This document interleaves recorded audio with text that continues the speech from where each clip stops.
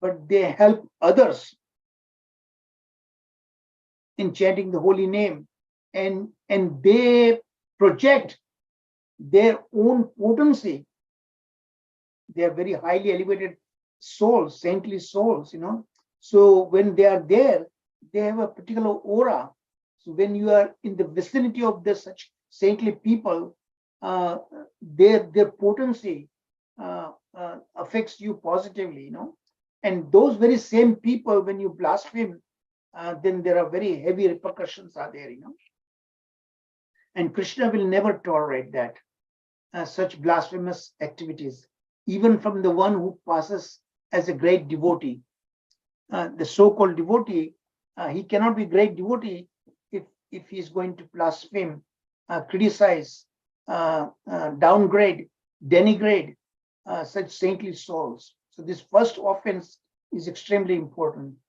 The second one, in this material world, the holy name of the Lord Vishnu is all auspicious, whose name, form, qualities, and pastimes are all transcendental. There's no tinge of any materialism. Okay, and therefore, if one tries to separate the absolute personality of Godhead from his holy name, they're inseparable.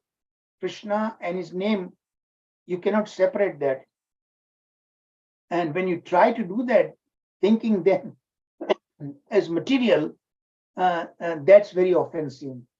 Similarly, to think the names of demigods, even the chief demigod like Lord Shiva, to be considered as good or equal to the holy name of Lord Vishnu, Lord Shri Krishna, then that is very, very blasphemous. So you have to watch out. In fact, they derive their powers through Krishna, and they themselves are great devotees of the Lord. Lord Shiva is one of the greatest Vaishnava. In the third offense, that's also very important, to consider the spiritual master, because remember, we are talking about saintly people, right?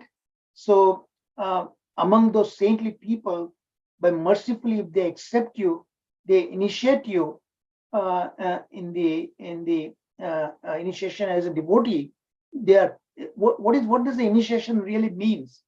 Initiation means that now you are connected with the linking process through Krishna all the way, through a Guru Parampara, disciplic succession. So officially you become linked to it, and that way the power, just like electricity, if you're connected with that to the conduct of this electrical cable, you derive the power. The same way, when you're officially connected through the mercy of the spiritual master, who is of course one of the saintly soul, by great mercy they come in our life, and if we denigrate such a spiritual master avagna, we don't follow his instructions, then there are heavy repercussions are there. So that's why again I put it in the red lettering. Fourth, blasphemy of the Vedic literature, because Krishna gives instructions. One of the way he transmits his instruction is through the scriptures. Scriptures originate from his lotus mouth, which is coming from him. So you cannot really criticize the Shastra just because we don't understand, and there are built-in contradictions are there. Nonetheless, you pay respect, and in time, by the saintly people, you will get over your doubts, misgivings will be removed. Okay, but you need to make a conscious effort. So never ever even criticize the Vedic scriptures just because you don't understand, and there are contradictions are there, but they are context driven, that we at this our level we may or may not understand the four Vedas and so on, like the Upanishad, Puranas, and so like Shruti and Smriti. And then the fifth one, to give some interpretation, some wild interpretation on the holy name, that can be no. Again, that's also very important. This part connected with the holy name. So that's why the sixth one, to consider the glories of the holy name to be imaginary. Never ever think like that. And the seventh one is also one of the very, very important, because now that you know the potency of the holy name, and you know the holy name will help you to neutralize all the sinful reactions for which we are suffering now.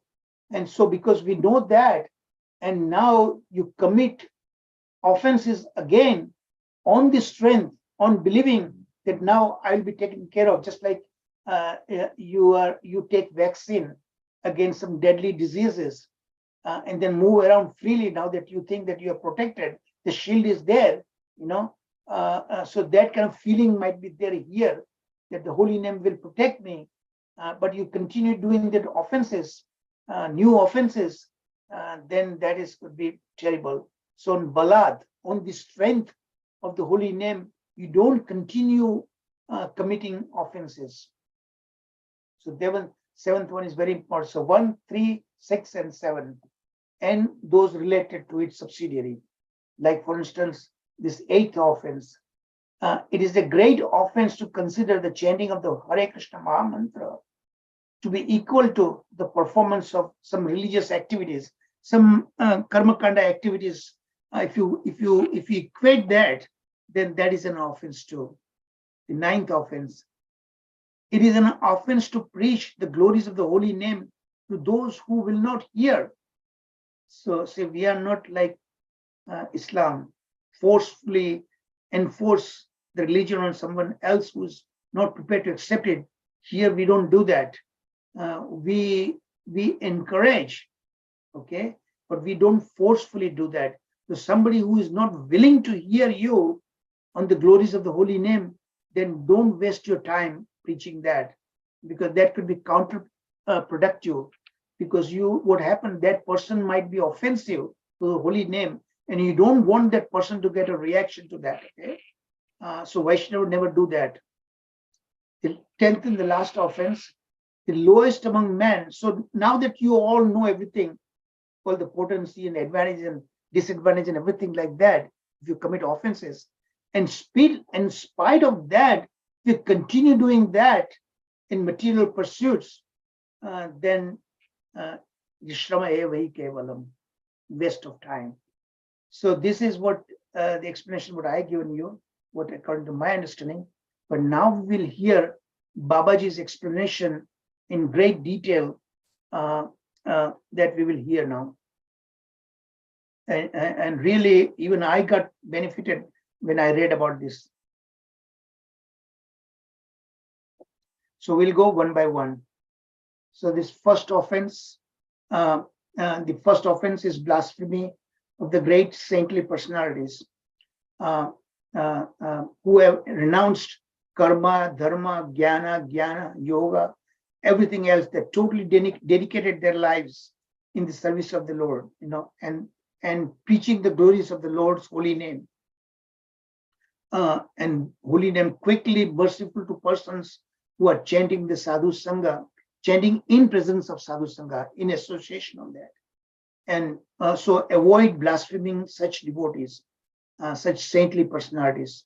Okay, so so this is very obvious. I just explained to you, because sadhu sangha is the lifeline. At every step of the way, we need the association of saintly personalities. So never ever, be offensive towards them.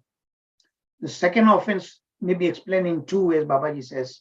Okay, so in one way, the Lord Vishnu and Lord Sadashiv, which Sadashiv? In fact, Sadashiv is it's a Vishnu Tattva from whom Lord Shiva expansion is there, are the leaders of the demigods, as evident by their qualities, names, and other features. However, the idea of both being the supreme controller and independent of each other leads to Bhava Ishvaravada. What is Bhava Ishvaravada? That means, see, Vaishnavas know there's only one supreme personality Godhead, and that is the underlying theme of all religions, basically. Actually, we have different names, of course, but there's only one supreme personality Godhead. But if we consider Lord Shiva or other demigods on an equal level, to Lord Shri Krishna, the Supreme Personality of Godhead, Bhagavan Shri Krishna, then that is called polytheistic philosophy. Multiple, there are too many gods. Okay, there are 33 crores of gods, but the correct understanding is that they are not all of the same level. They are the empowered administrators of the universe appointed by the Supreme Personality of Godhead, Shri Krishna himself, and they serve him from that capacity, and they have some very, very high qualifications for that, but they are not on the same level, just like the president, and he has a cabinet of different secretaries, prime minister have different ministers in so many different areas, but they are all subservient to the prime minister or the secretaries to the president. The same way you have to consider, you have to think like that, all these crores and crores of demigods, the chief demigods, Lord Shiva, Lord Brahma, Indra, Surya, Agni, they are all subordinate, and they derive their own powers. They have some powers and substantial powers, but they receive their powers from the Supreme Lord to carry out their particular mission. Okay? So we don't equate those people, those demigods, on the same level as the Supreme Personality of Godhead. So that is one way of explanation. However, the idea of both being the supreme controller and independent of each other leads to this Bhava, Ishvaravada, too many controllers on the same level. Okay, so that is one way. The other way, unlike any other demigods, including Lord Shiva, Lord Krishna's name, form, attributes, and pastimes are all transcendental and non-different from himself. See, Lord Brahma, he is in charge of the mode of passion. Lord Shiva is in charge of the mode of ignorance, like that. Not necessarily they themselves are in that particular mode, but to some extent, whereas Lord Vishnu is completely transcendental, beyond the three modes of materiality. Maya is actually subservient to Krishna. So there is one big difference you need to understand. Besides, he has the four unique features of the sweetness Krishna has that none of his expansion has. Even Lord Narayana does not have that force of things, Venu Madhurya, Rupa Madhurya, Lila Madhurya, and so on like that. So a person understands this knowledge, this jnana, and realization of that, the jnana, while chanting the holy name, then he does not commit such a grave nama prada. The proper understanding and proper realization of that jnana. Okay, the third offense, the important offense, one should have unwavering devotion to the spiritual master who has so mercifully blessed him with the holy name, because he has initiated us. He has given this Maha Mantra with the potency coming from the disciplic succession. He has connected you in the chain of the disciplic succession. So he is very, very merciful, obviously. So that is the highest of spiritual activities. And then you become disrespecting and disobeying one's guru, that constitutes the third namaprada. One needs to recognize that. Okay, now this Shruti Shastra Nindanam. Nindanam means criticizing, blaspheming, offending, like that. So the Shastra, there are two kinds of Shastra primarily. Shruti Shastra, there are the Vedas and Upanishads, and then Smriti Shastra, the Puranas, 18 Mahapuranas, 18 secondary Puranas, and then there is Itihasa, Ramayana, Mahabharata, like that. They are all constitute the Shastra, the most important being Srimad Bhagavat Mahapurana. So there's a fourth offense. If you criticize Shastra just because you don't understand, and as I said, there are built-in contradictions are there, but they are deliberate because they are context-driven. You need to properly understand from a bona fide spiritual master But when you don't understand and then criticize, oh, there's something's wrong, then that will constitute a great offense. Here the three scriptural references are there. O Lord Vishnu, now that we understand the truth, we worship the glory of the holy name. Om Tat Sat Om. I offer my respectful obeisances to the feet of the Supreme Personality of Godhead. To attain liberation, the pure devotees chant and hear his transcendental holy names. Now, true devotees will never pursue liberation.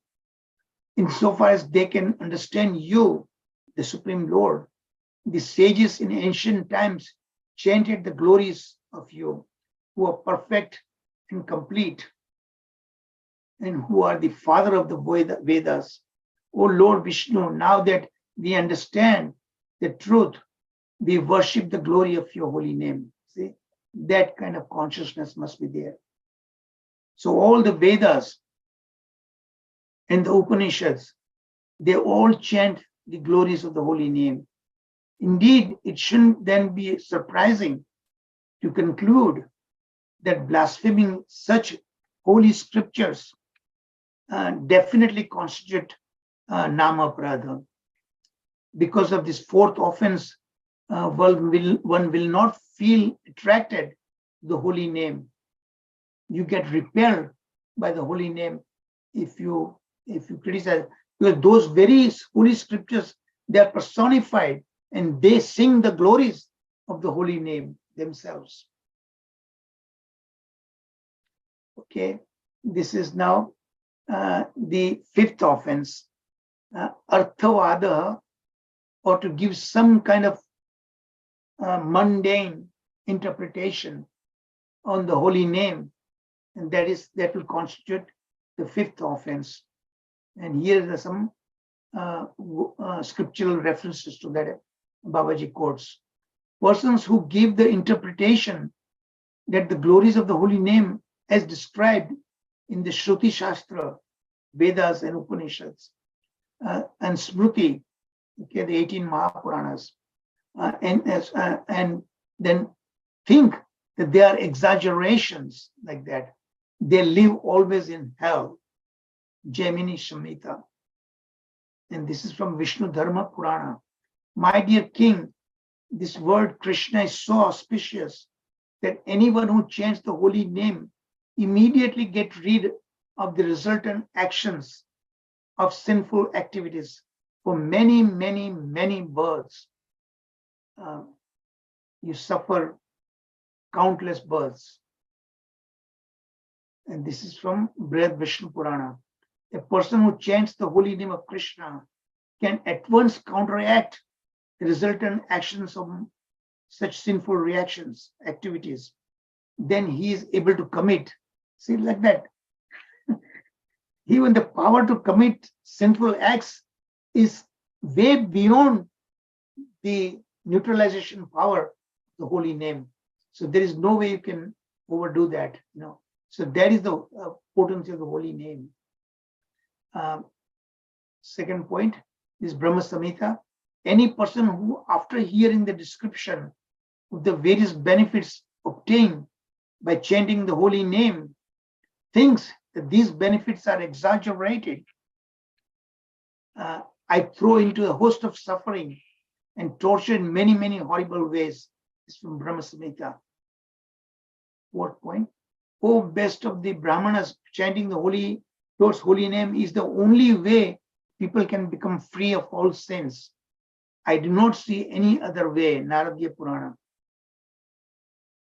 So hearing these scriptural references, descriptions, notwithstanding how authentic they are, many academic scholars, to protect their livelihood in teaching the impersonal speculation of jnana, say that these are all exaggeration. And this is not just a statement.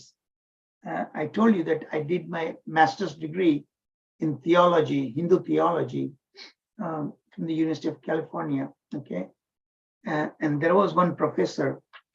By the way, he was an initiated devotee. Okay, and he was criticizing left and right Srila Prabhupada, that Prabhupada was wrong in many, many different ways like that. And I couldn't believe, being a devotee, and he was criticizing many of the things, notwithstanding what Prabhupada had done, his contribution, and he being a professor was doing like that. Obviously, he was my professor, so I couldn't openly criticize, but I just said indirectly to him that don't you feel, being an academician and being a devotee, you're wearing the head of both, two heads you're wearing. Don't you feel a little bit uncomfortable? I just said that much only, okay? And he didn't seem to like that, okay? So he said, no, it's my duty. I'm an academician, I'm a professor, and I have to distinguish what is right versus wrong.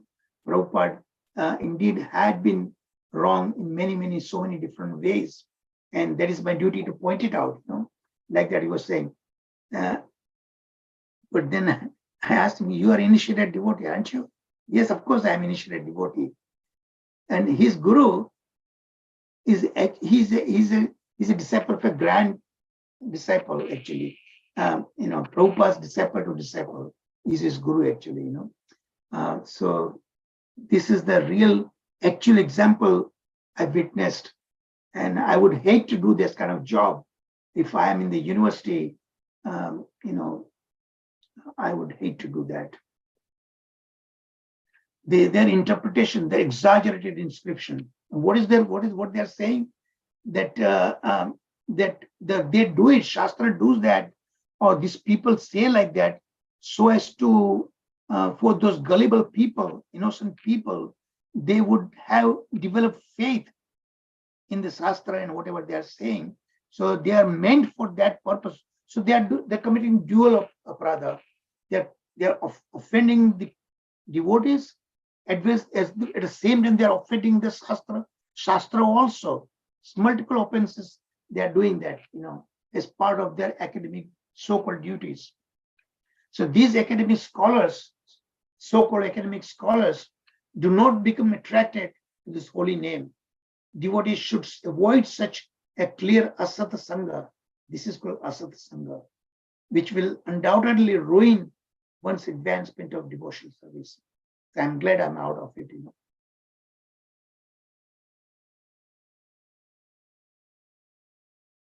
Okay, let's take a break here. 5 minutes break. And just do meditation on that, what you just heard, okay? And let it internalize all these reasonings behind those offenses.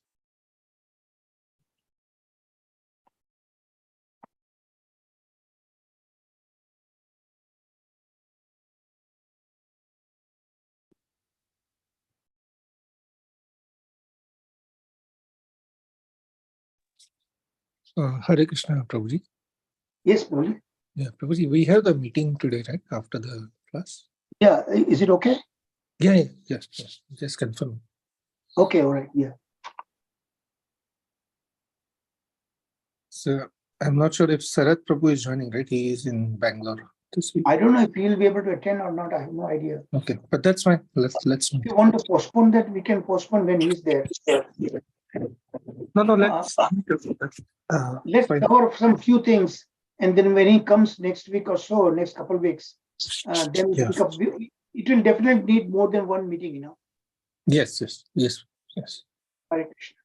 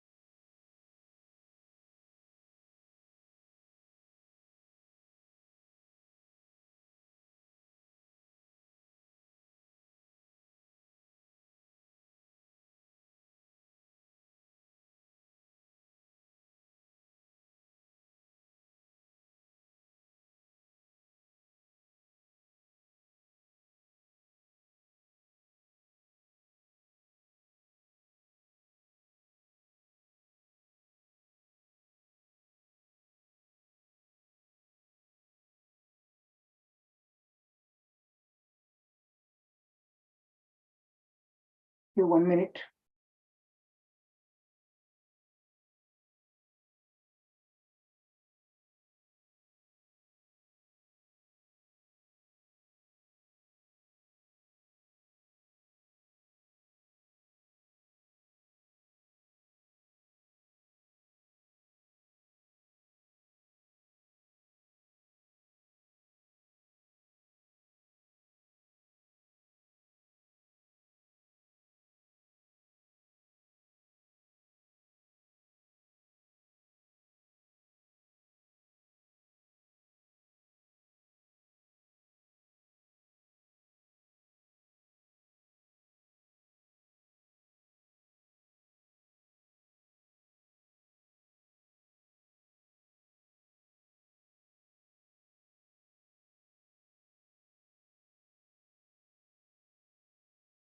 Okay.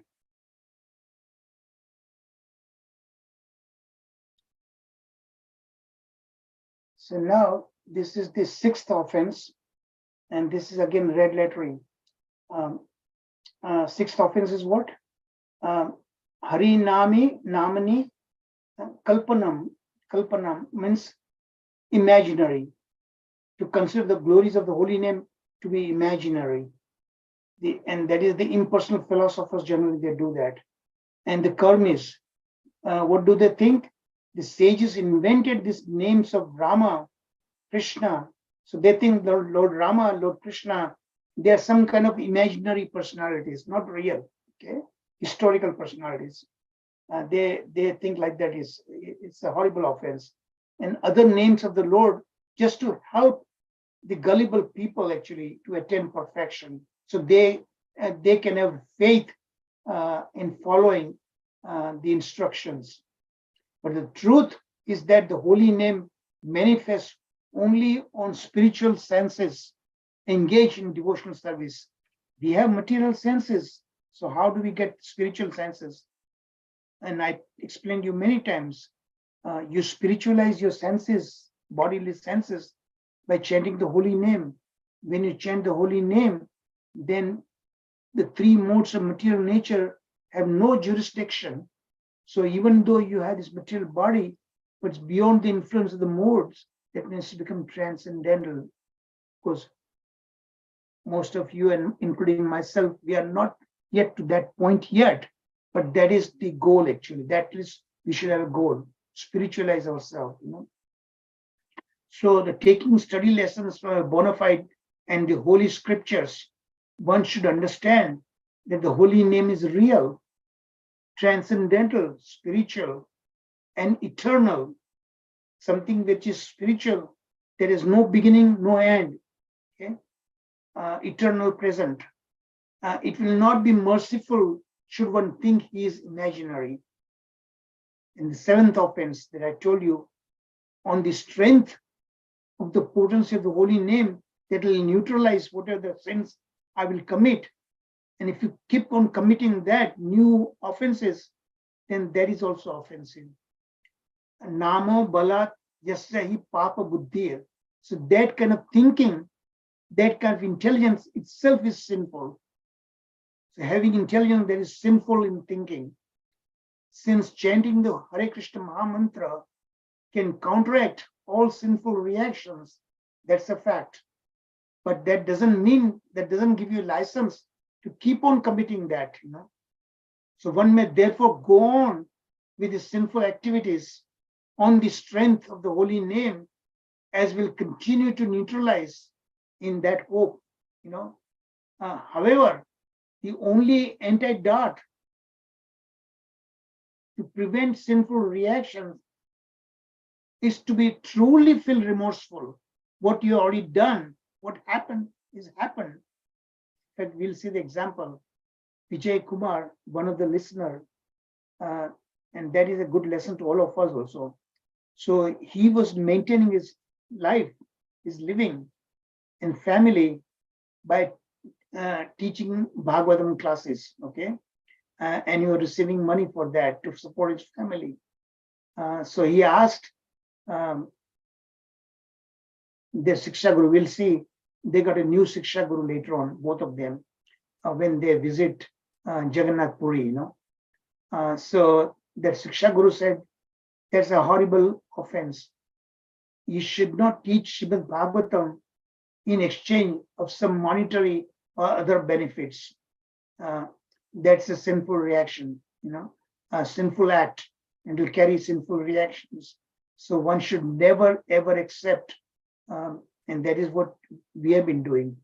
All of us who are conducting these courses, Sanjeev Prabhuji, Sharat Prabhuji, myself, and those great singers, kirtaniyas, they are all dedicating their time and efforts in the service without any kind of remuneration, So that is what we ought to do that.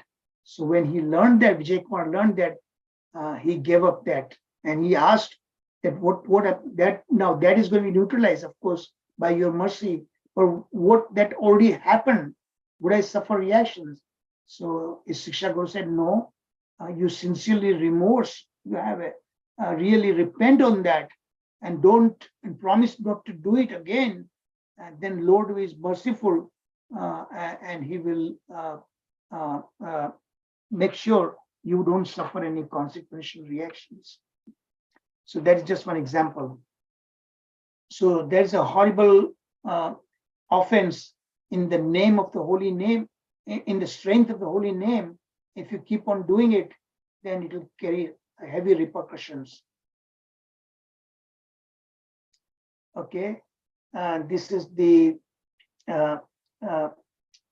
since no sin can survive by chanting the holy name, why doesn't the holy name neutralize any sin being committed on its strength? So now he's asking, and why is it considered an offense in the first place?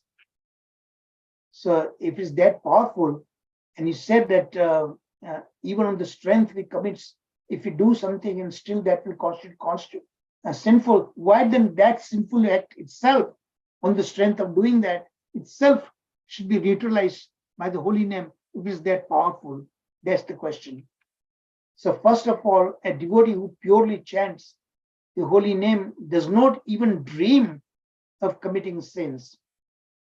A true devotee will never think, at least consciously, it will never do that. He will never do that. However, should he commit a sin while chanting the holy name, his chanting is not pure anymore. Rather, it is nam abhasa. It's just the semblance.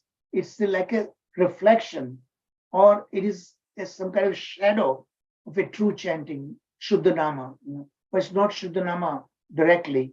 So that's what it is. So first of all, a devotee who purely chants the holy name does not even dream of committing sins that I just told you. Where should I commit a sin while chanting the holy name? His chanting is not pure anymore. Rather, it is nam abhasa, or merely a semblance of pure chanting. I have repeated that. At this stage, the chanter's past sins are abolished and no more attracted to committing sins. However, because of the remnants of his past habits, if he is doing that reluctantly, not being able to control his senses, that's why I always pray to the Lord, Lord, you are Rishikesha. I cannot control myself, but you can control my senses. So I give you the control of my senses, and please help me. That's what I usually pray. Every time I pray, I say, please, knowingly and unknowingly, whatever the aparadhas I've done, please, Lord, please help me take care of that. I'm unable to control myself. So that Dhamma Abhasa also will be protected by that. The eighth offense, Dharma Vritta Tyaga Utadi, means all this this is on a material platform actually. Dharma Artha Kama Moksha, that's what. Or some vows you take, okay? You'll do this, you do that, like that. Or some homas, fire sacrifices and things like that. Or some kind of renunciation, those kind of things, those kind of activities. Shamyam api pramadaha, or to think that ritualistic these karmakandic principles, activities, and these pious material activities of varnashram system listed in the Vedas actually are equal or even comparable to the Lord's holy name. These are all material activities, first of all, unlike the holy name, which is all spiritual. So that you must recognize. All karma kanda rituals that is mentioned in the Vedas, they are all of material nature. Dharma, artha, kama, moksha, that is also on material platform. So while chanting of the holy name is all spiritual, and that means during the Vaidhi Bhakti, to attain the ultimate goal of Krishna Prema, our goal is Krishna Prema, that's right, ultimate goal. But we are not at that stage, we are at the practicing stage. Clearly, then to equate those material pious activities with the spiritual activity of the holy name, that not only brings temporary at best, but actually fetch pathetic results. The consequences are horrible. With infinitely the superior spiritual chanting of the holy name, Abhidaya Jnana, that we just learned, must constitute Nama Prada, then it's a Nama Prada. The ninth offense, Ashraddhadane. Ashraddhana means without any faith. Vimukhya, turn your face away from that. Ashramati, then that is not to be even heard about it. Shruvatam means hearing. Ashruvatam means opposite of that. Yes, cho upadesha, and if you that kind of preaching, if you do, somebody is not qualified. Shiva Nama Aparadha, then that is definitely it's Nama Aparadha. Or it is Nama Aparadha. So you learned now this all these things, and you still keep on doing that, then that is also an offense. Who are faithless and those, and then even you preach that to somebody who is not really susceptible or receptive to that kind of preaching, then that will be offensive on our part not to do that. A faithless is thus unqualified to being preached to by an intermediate devotee. So intermediate devotee should not do that.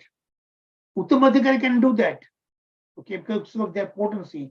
Because in fact, one of the definitions is that intermediate devotee, Kanishtadhikari, they don't do this at all. They worship the Lord, but they don't give respect to the devotees. Okay, but the intermediate devotees, they do preaching, but to those who are innocent, those who really like to learn, that's where intermediate devotees should do that, should invest their efforts on that. But intermediate devotee cannot preach to those who are really envious, those who do not want to hear, and those who blaspheme, those who criticize the Lord. You don't want to do that. Only the Uttamadhikari, just by looking at him, because of their potency, people are inclined to chant Hare Krishna. And that happened, I've seen that actually. So they are the only one, the acharyas, they are the one who qualify to preach in general public, not us. So the mass of people, he alone has the potency to generate faith in people devoid of faith. Those who are faithless, even there, this acharyas, great saintly personalities, they have the power invested in them by the Supreme Lord himself. They can do that, not us, not the intermediate devotees. We should reserve our efforts only those who are innocent, those who are genuinely wants to come to platform, but we don't know how to, those people, he can do that. Pushed by greed for fame, for money, many spiritual masters initiate qualified disciples. So the questioner is asking, what do you think about that, Gurudev? So Babaji gave a very terse, quick answer. They are offenders to the holy name. So those spiritual masters who keep on initiating, and many of them turn out over time, they are not qualified really. So that is, it should be done that. Okay, now coming to the final 10th offense. Shrute pi nama mahatmya yah priti rahito. Shrute, after hearing all the glories of the holy name, okay, nama mahatmya means all the glories of the holy name. Api, even in spite of that, priti rahito naraha, those who do not have love for God, love for Krishna, aham mamadi paramo namani so api aparadha krit, then that will constitute the aparadha, as if you are doing yourself that aparadha. So now that you learned everything, you should not do anything like that again after hearing that. That's the point here. Then you should not have this false kind of I and me conception on a bodily platform level, that I'm so and so fellow, I'm so educated, I'm so handsome, people respect me like that. That's a wrong conception of who I am, and everything is mine on a bodily conception. So they don't have a true conception. The right conception, right egoism means I am the spirit soul, nothing to do with my body, and I am the servant of Lord Shri Krishna. That's the right kind of I and mine perception. So Babaji cites this Siksashtaka. Chaitanya Mahaprabhu did not write any books, but he wrote this 8 wonderful instructions. In fact, the entire Gaudiya Vaishnava philosophy is right there in that 8 slokas. And this that we already learned about this Dashanama, Dashamula Tattva. That is all based on Chaitanya Mahaprabhu's teaching. They are perfectly targeted with such kind of people. That's what this particular verse is there, the second verse, that Mahaprabhu composed to teach this kind of people on the 10th offense.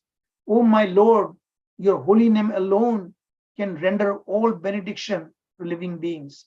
And thus you have hundreds and millions of names like Krishna, Govinda, and so on like that. So in these transcendental names, you have invested all your transcendental energies. Mahaprabhu himself is saying that, okay? They are not even hard. There are no even hard and fast rules in chanting these holy names. Anytime, any place, anywhere you can chant. Oh my Lord, out of kindness, you enable us to easily approach you by chanting your holy names. But I am so unfortunate that I have no attraction for them. Mahaprabhu, in his great Dainya Bhava, he himself is saying that he is Krishna himself. And he is saying that, just imagine, that's something to learn from the Lord. So please try avoiding these 10 offenses, the holy name always. Then the holy name will quickly be merciful to you.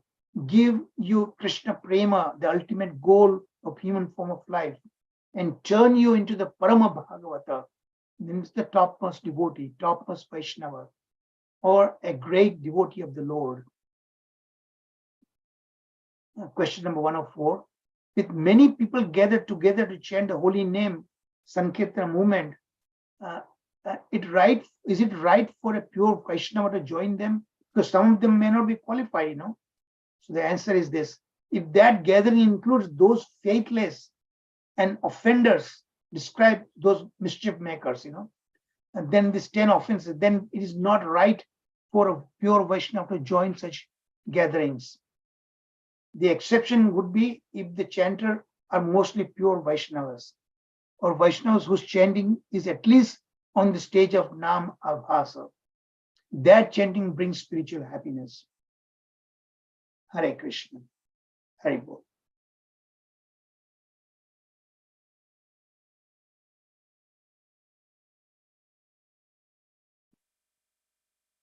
Hare Krishna. So now it's open for discussion.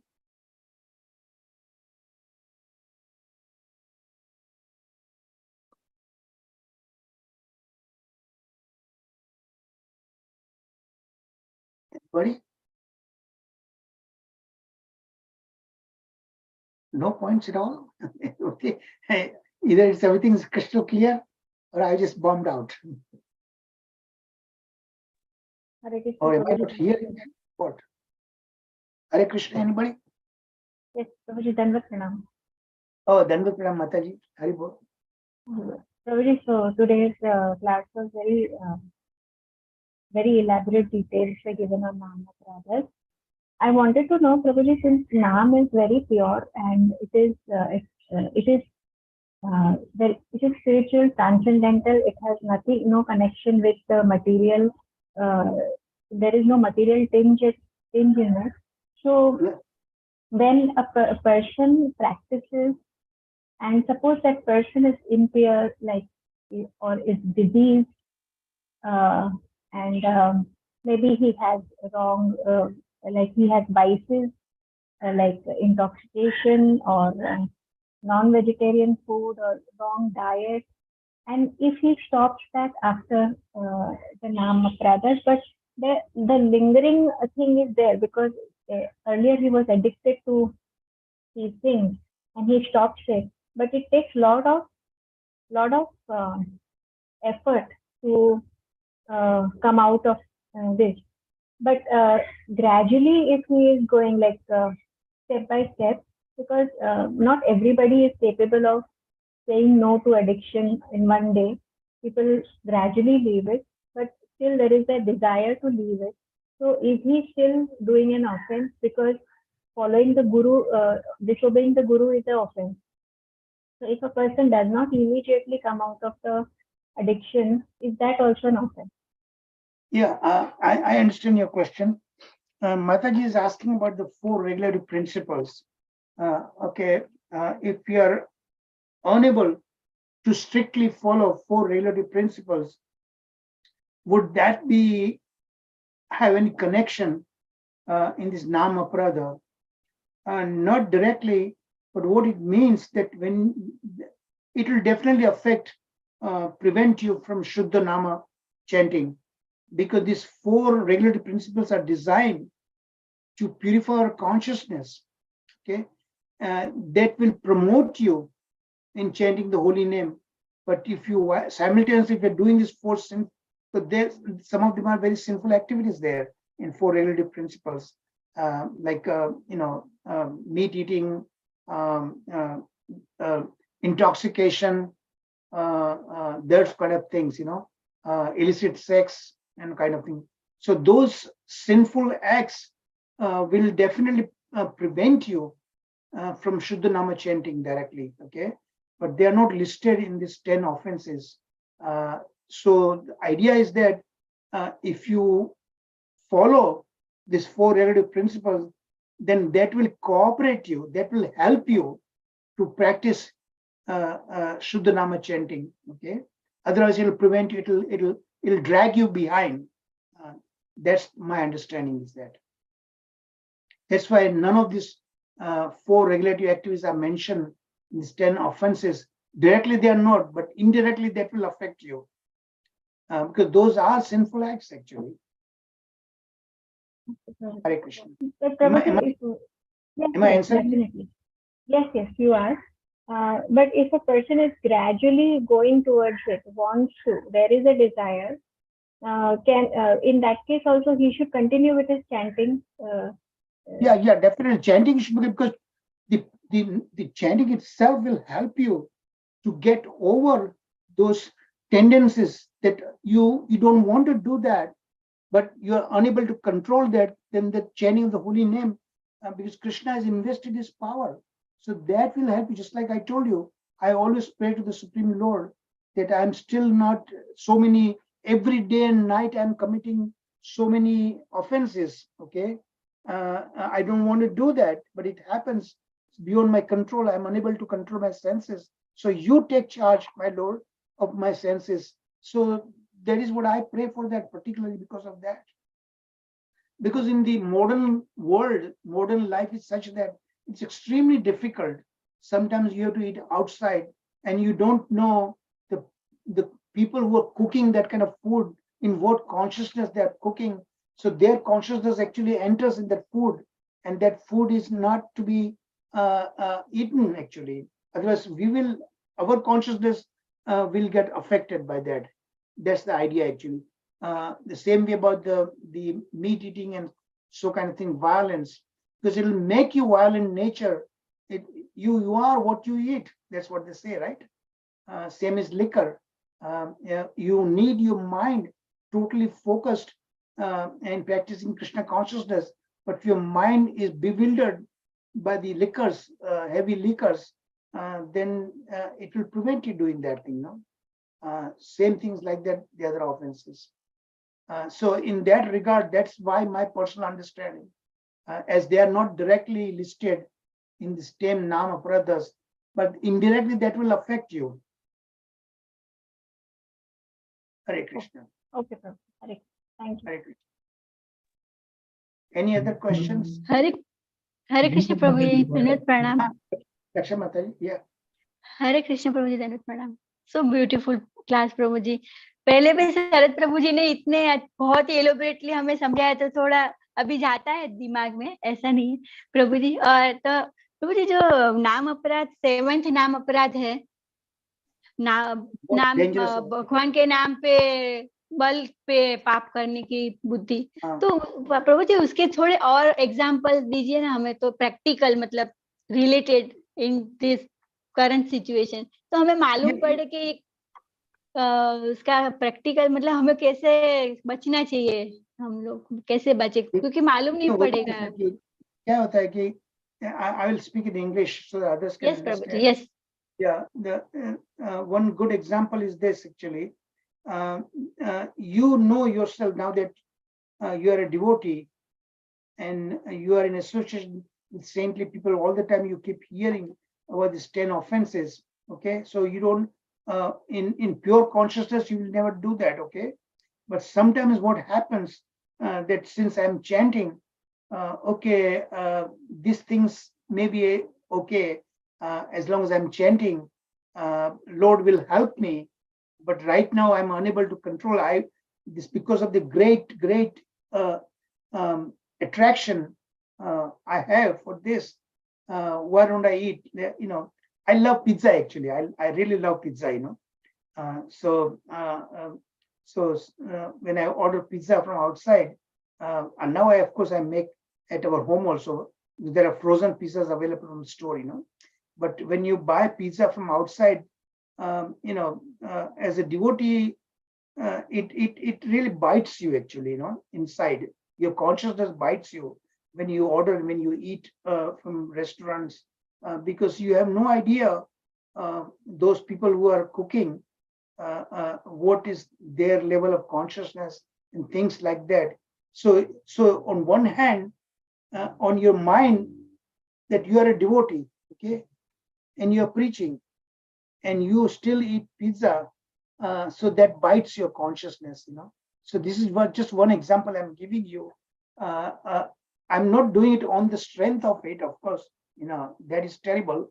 But I'm doing it occasionally because of this tremendous, this tongue taste, you know, the force of the taste, you know, that makes me do that. And I feel terrible about it. But see, that's not directly equating that I'm purposefully doing on the strength of chanting the holy name, you know. But somehow I'm praying to the holy name itself, that may Lord please help me to get over that kind of allurements, you know, control my taste buds, you know, like that. And the same way, some people who are used to this meat eating, they must be terribly feeling guilty about it, you know, but unable to control themselves. But over time, continue association with saintly personalities that will help them. That is why we need this sadhu sangha. It's a lifeline. Every step of the day, every step of the way, you know, padam padam vipada. Haven't you heard that? Padam padam vipada. The danger is in this material world. Every step you need protection. And that's why you depend on the protection of the Lord. And Krishna avashya rakshibe, you know, he will definitely protect me. But you have that kind of consciousness, depend on the Lord. because of this kind of allurement is there, because of the, as we learned, because of the lingering conceptions we have from our past life. That's why we have these attractions for that, you know. So that's just one example I'm giving you. Personally, example I'm giving you why I feel very guilty about it. Suppose when I have to go outside, attend some scientific meetings. Now I'm retired now, but before when I was a scientist, I had to go a lot of these international meetings, you know, and I had to eat outside. At that time, I felt very bad about it, you know. But in modern life, it's extremely difficult to really control everything. We are not living in small villages. In the modern life, we have to keep traveling all the time outside. It's kind of difficult, very difficult. But the point is that what I'm making a point here, that don't do it purposefully. That now that I'm chanting, it will protect me and I'll keep on doing that. That kind of consciousness, that kind of thinking is itself is very sinful. That you need to protect yourself. Don't do it. Pray to the Lord and feel guilty about it and try your best not to keep on doing that. And the idea to help you that to derive the strength is again keep on deriving the strength from the scriptures, from Srimad Bhagavatam, the devotees you have preached to it, and keep on chanting, daily chanting. That will protect you.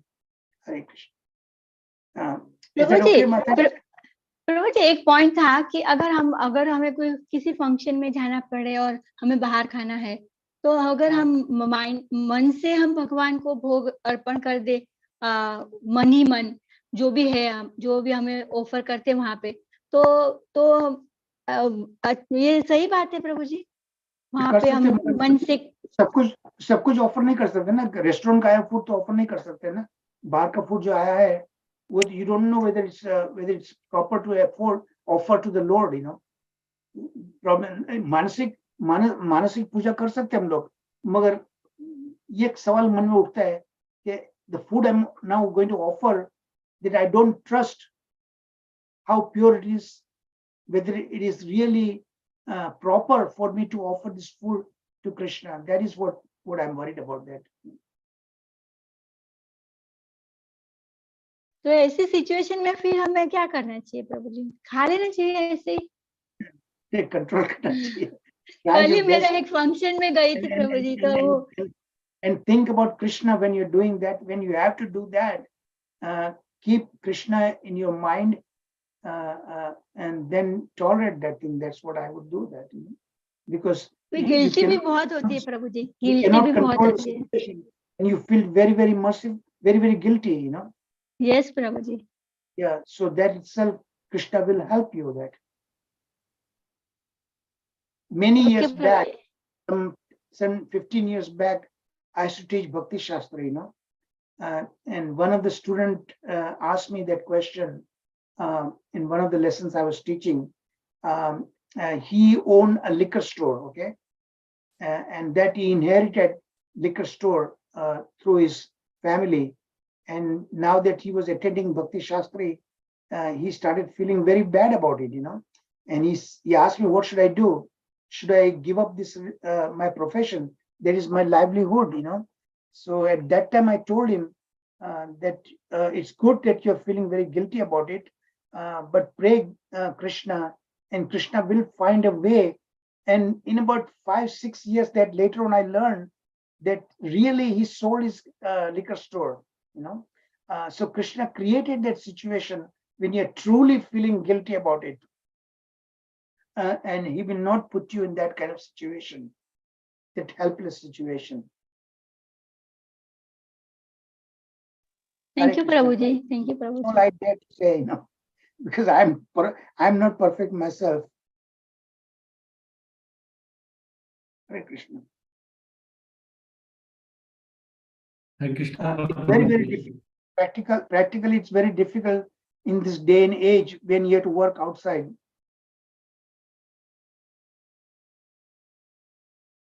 Hare Krishna. Hare Krishna, Prabhuji. So, Prabhuji, on exaggeration of the, I'll just give one example, and that bothers me.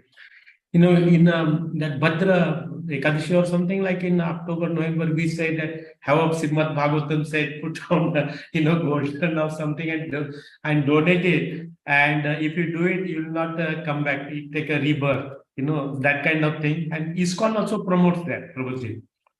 I have some difficult to really reconcile. One way, it is not easy, just by giving Srimad Bhagavatam, because it happened something last year with me. I was planning to donate to one temple here, and that Bhagavatam said I did not get, but somebody came to know, and he just picked up same Kolhapur and he gave it. For a moment, I felt, this is so felt something not good, because I planned for quite some time, paid the money, but somehow that was not delivered, but somebody delivered. So the people go to the level, the person, he is a devotee, he conducts a lot of things at home and all those things, like, so how to understand that? Is that scripture, is exaggerating, or I'm not understanding the context correctly, Prabhuji? That kind of thought should never enter your mind. The scriptures are exaggerating. But that will constitute namaprada. That will constitute namaprada. Scriptures are never wrong, and they never exaggerate. That's a fact, because it's coming straight from the Supreme Lord. Never doubts. You may not understand, okay? That is okay. And then depend on senior Vaishnavas to help you understand that. But you should never think that there's some kind of exaggeration is there. No, it's not like that. And they are context driven, in the sense they are applicable to a particular situation, to a particular person, okay? Depending upon time, place, circumstances, and person. That's how the scriptures are written like that. In fact, the whole Sanskrit language, Sanskrit grammar is particularly deliberately designed like that. When you break sandhis in Sanskrit, so many words are connected together, okay? And there are definitely rules how to break sandhis in order to make understand. Sometimes the whole sentence, even the whole paragraph, is just one single line, okay? Whole paragraph is like that. And so you have to learn that. So when you break sandhis, it is subject in the sense it could be broken this way, or it could be broken that way, with completely 180-degree difference in the meaning. So it deliberately is like that, because it can be applied to different circumstances, different situations that might be pole apart. So either way. So these scriptures, Bhagavad Gita, so many different deeper meanings are there, okay? And mostly every day you'll find new meanings. And every day when you have new experience in life, you will see the application of Bhagavad Gita, so that is why it's deliberate, it's like that. The whole Sanskrit language is like that. So scriptures are designed to be contradictory, self-contradictory is there, because it is applicable to a particular situation, particular circumstances, particular time, particular place, and who you are, whether it's applicable to you or not. That also depends on that. And different phases of our life. When we were young, that was applicable. Now we are old, it's not applicable. Okay, like that. But knowingly, anything knowingly that something is not right, and knowingly if you do that, you want to do it, then that is an offense. In fact, there's a story about Yudhishthira Maharaj. Remember Yudhishthira and Duryodhana, when they were both getting ready to inherit the kingdom, and they had to call a test. So there were some questions were there. Brahmana, Kshatriya, Vaishya, Shudra, same kind of act they did. And Yudhishthira Maharaj and Duryodhana were asked, then how would you mete out the punishment for that? So Duryodhana said, same kind of punishment to all 4 people. But Yudhishthira Maharaj, no, Brahmanas knowingly, because Krishna has given higher knowledge than the mode of goodness, and knowingly they still, if you do that same kind of papa karma, then they should be given a greater punishment than the same thing that is done by a Shudra. Like that. In fact, that is one of the reasons why these laws of karma is only for the human beings, because human beings are given a higher intelligence. Okay, whereas animals, they don't have that. So laws and karmas do not apply to the lower forms of life. Same way, it does not apply to the demigods, because demigods do not create new karmas. They are there in the heaven only because of their accumulated pious credits. And they each day they're spending their pious credits to remain there. When the pious credits are depleted, they must again come back to earthly kingdom and re-earn that Kshine Punya Vishanti Vrittiloke. So that is what it is. So knowingly, you don't want to do anything like that. Unknowingly, unconsciously, it happens helplessly, then that's a different situation. Hare Krishna. Thank you. Hare Krishna Any- પ્રભુજી એક question એવો છે જે day to day face કરી રહ્યા છે मतलब हाँ, मोबाइल में अगर भगवान के इतने सारे दर्शन के फोटोज आते हैं प्रभु जी हाँ तो जी। अभी हमें उनको हमारी मेमोरी तो कम होती है तो हमें डिलीट करना पड़ता है तो हम भगवान के फोटोज डिलीट करते हैं इट इज एन ऑफेंस इतने सारे दर्शन के फोटो आते ही रहते हैं प्रभु जी करना ही पड़ता है वो तो प्रैक्टिकली करना ही पड़ेगा अब if you don't delete it हाँ soon you will run out of use of that mobile. Then if you want to use that mobile for even studying Bhagavatam, you cannot use it, right? So for a bigger purpose, for a larger purpose, you have to do it. Then Krishna will understand that, and definitely Krishna understand that's not practical. So everything is not black and white. You cannot exactly say and understand that what is given. You have to weigh it out practically. So that is a very good example you gave about removing the pictures. Because to me also, people keep on sending all kind of pictures.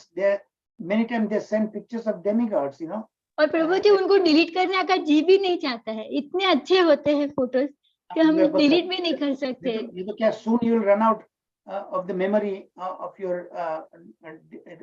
the hard drive, you'll sooner run out. Then you will not be able to use it for the purpose you want to use it. Now my PC, I'm using it for this teaching these courses. If I don't keep on deleting things in it, soon the hard drive will be over. So there is everything is not black and white in life. You have to draw a line somewhere.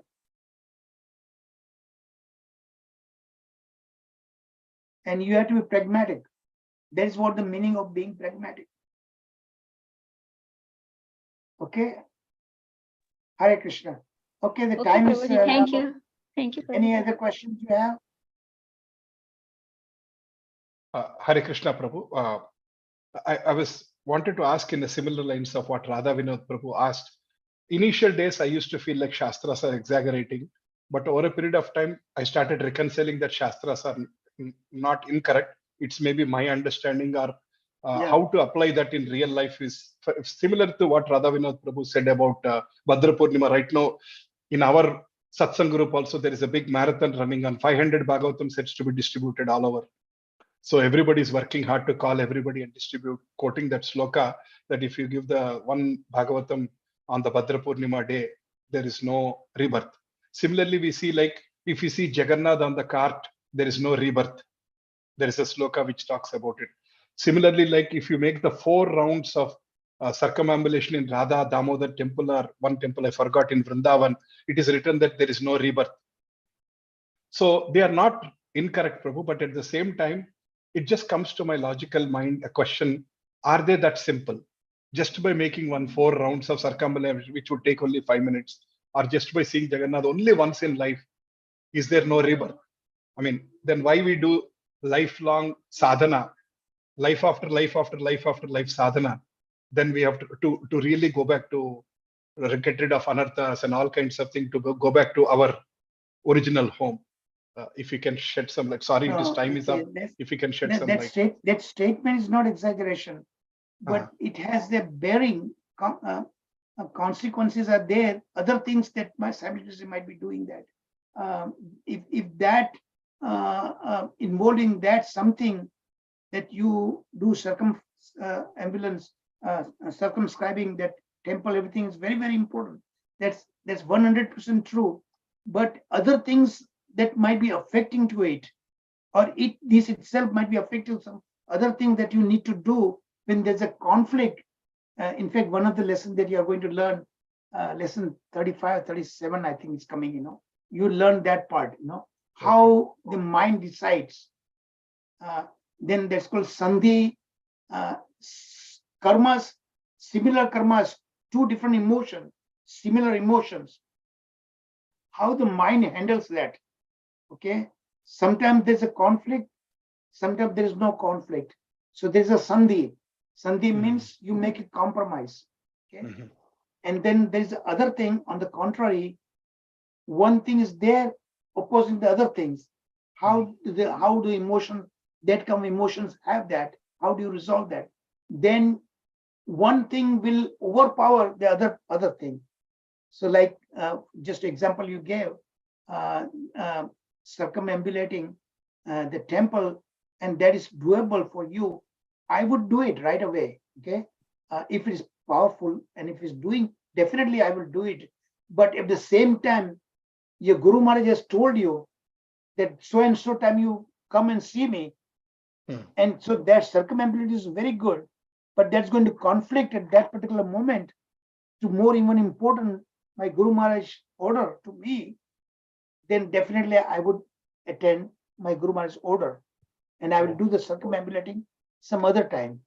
So do you see the conflict there? Then which is on the higher standing, higher power, and that it will impact negatively on that, then I would bypass that.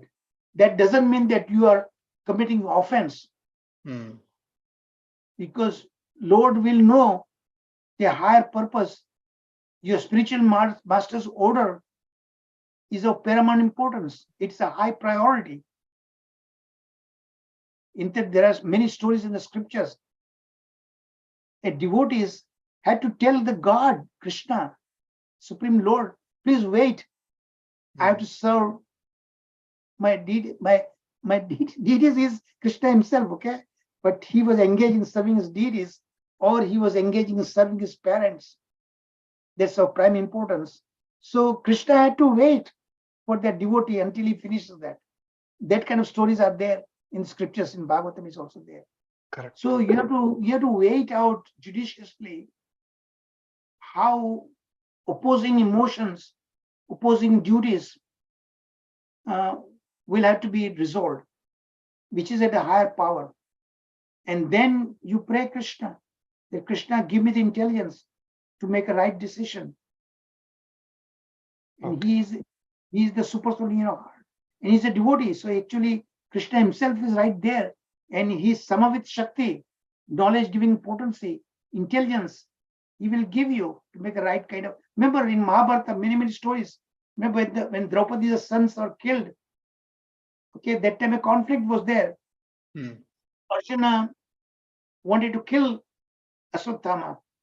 Yudhishthira said, no, he's our Guru brother. He's the Guru's son, so we cannot kill him. Okay, how do you resolve? Arjuna was in, and Bhima was also tremendously, I want to kill right away, Ashwatthama.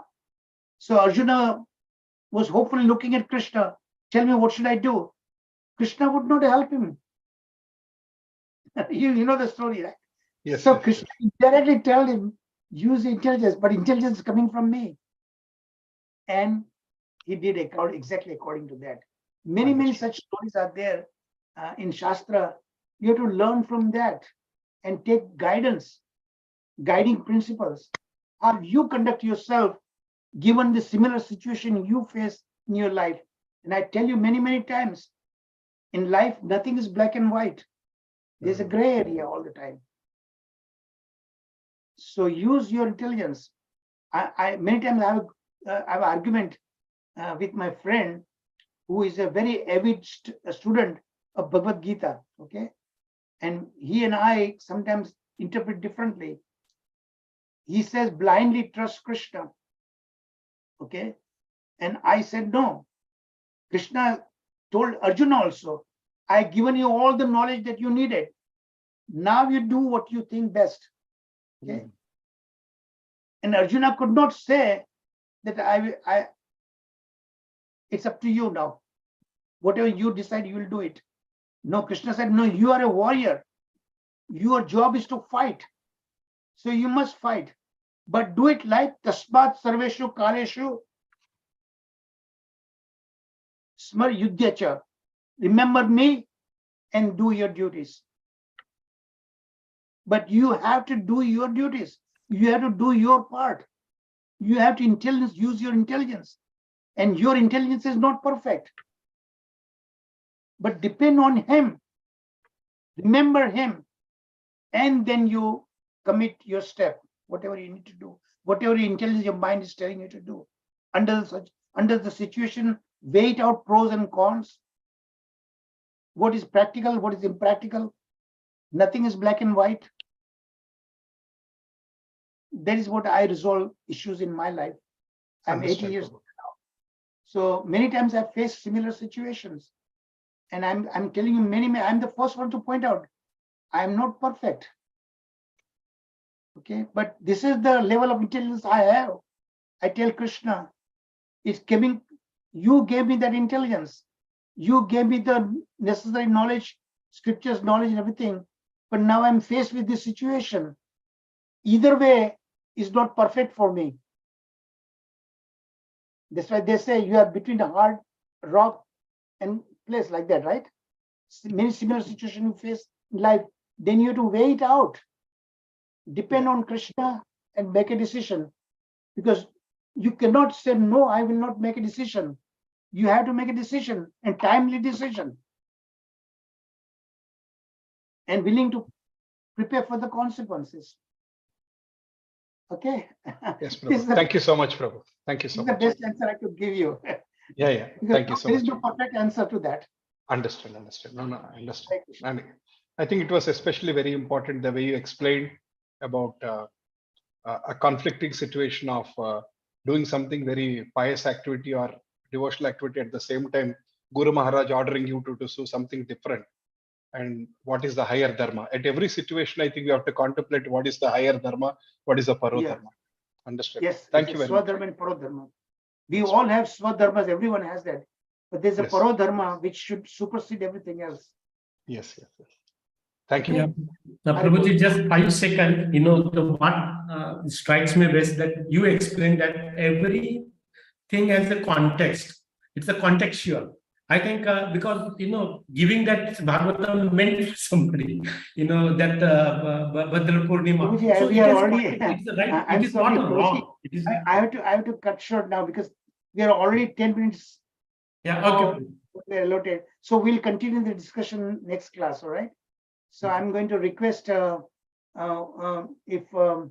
Sagar Prabhu is there, my deep sense of apology. Is he there? Yes, Prabhuji, I'm here. And I'm sorry, Prabhuji. I enjoy Prabhu. No, Prabhuji, I'm happy to, Please, go ahead. Okay. Hare Krishna, Prabhuji, please accept my humble obsession. All go to Srila Prabhupada. Namaste Narasimhai. Namaste Narasimhai. Parladala daini, parladala daini. Hiranikoshi Purvakar, Hiranikoshi Purvakar. Shilatankar Nathali, Shilatankar Nathali. Ito Narsingha, Parato Narsingha, Ito Narsingha, Parato Narsingha.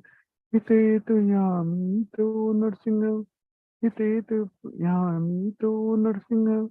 By Narsingha, Viday Narsingha, by Narsingha, Viday Narsingha. Narasimhamadin Saranam Prapadi. Narasimhamadin Saranam Prapadi. Vakala Kamala Bhari.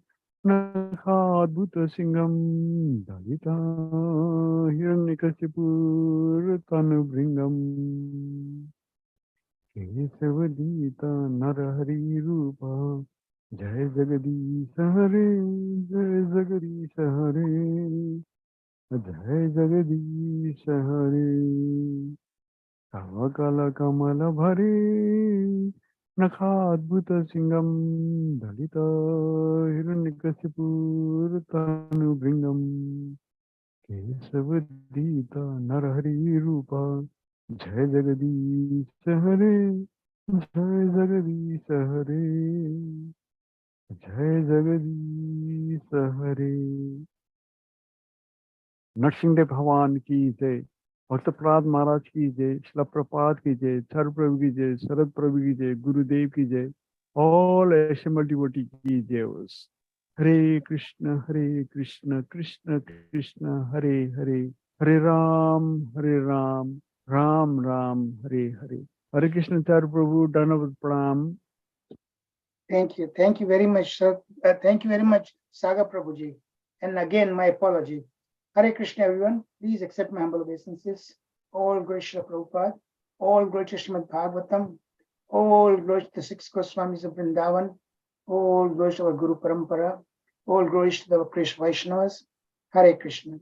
So we'll continue tomorrow. Now we'll take a short break, 5 minutes, and then we will have this team meeting. And those of you who want to attend, you're welcome, but primarily it is for the team meeting. Haribol, thank you. So let's take a 5 minutes break, okay? And let's assemble again. My teammates, please. Thank you, Prabhuji. Hare Krishna, Dandavat Pranam. Hare Krishna.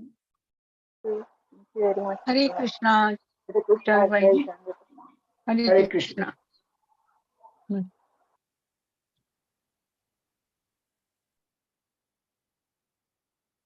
Charu Bhaiji, may I attend the meeting? Yeah. And anybody's welcome. In fact, Okay, the merrier. I could, because I'm seeking some guidance, Okay. So Okay, I will. Thank could you. help me. Thank you, Bhaiji. Hare Thank you, Krishna. Bhaiji. Paँच minute मिलते हो क्या? Okay.